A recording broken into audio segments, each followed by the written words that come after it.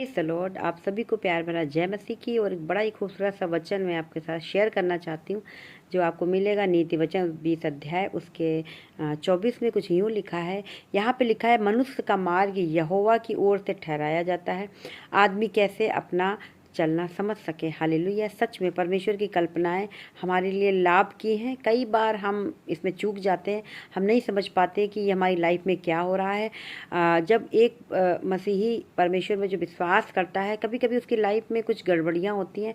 उनकी बात मैं कर रही हूँ जो खराई से चलने वाले हैं। अगर जो लोग मसीह में खराई से नहीं चलते हैं तो भटकना भी परमेश्वर की ओर से होता है, क्योंकि मनुष्य के मार्गों को वही तय करता है।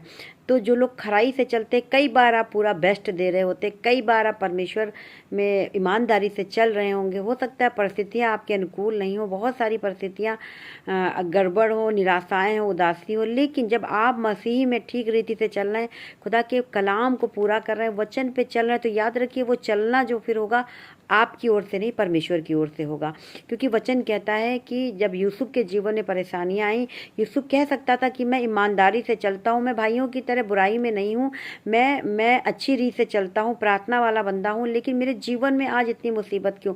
मेरे भाइयों से मुझे धोखा मिला, अपनों से मुझे धोखा मिला, मुझे बेच दिया गया, मुझे नौकरों के समान रखा गया, मैंने कोई गलत नहीं काम नहीं किया, मैंने राजा के यहाँ भी, मैंने पोतीपर के यहाँ भी सेवा करी, उसकी पत्नी के साथ मैंने कुछ गलत नहीं किया, लेकिन फिर भी मैं जेल पहुंचाया गया, वहाँ पर भी मैंने सपनों का अर्थ बताया, लेकिन किसी ने मेरी हेल्प नहीं करी। आज हो सकता है आपके जीवन में इस तरह की कंडीशन चल रही हो कि आप मसीह में खराई से चल रहे हो, हर एक वचन को पूरा कर रहे हो, लेकिन कुछ भी आपके अनुकूल नहीं है। तो मैं आपको बताना चाहती हूँ कि ये चलना जो है, वचन कहता है कि आप कैसे समझेंगे, क्योंकि परमेश्वर आपको एक बड़ी जगह पे ले जा रहा है।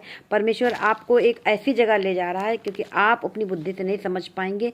वचन कहता है कि मनुष्य कैसे अपना चलना समझे, क्योंकि परमेश्वर के विचारों में और हमारे विचारों में लिखा जमीन और आसमान का अंतर है। इतना गैप जहाँ तक हमारी सोच नहीं पहुँच सकती है, परमेश्वर और आपका और हमारा सोचना, इतना अंतर है। लिखा है कि ज़मीन और आसमान का अंतर है, मनुष्य का और परमेश्वर का सोचना।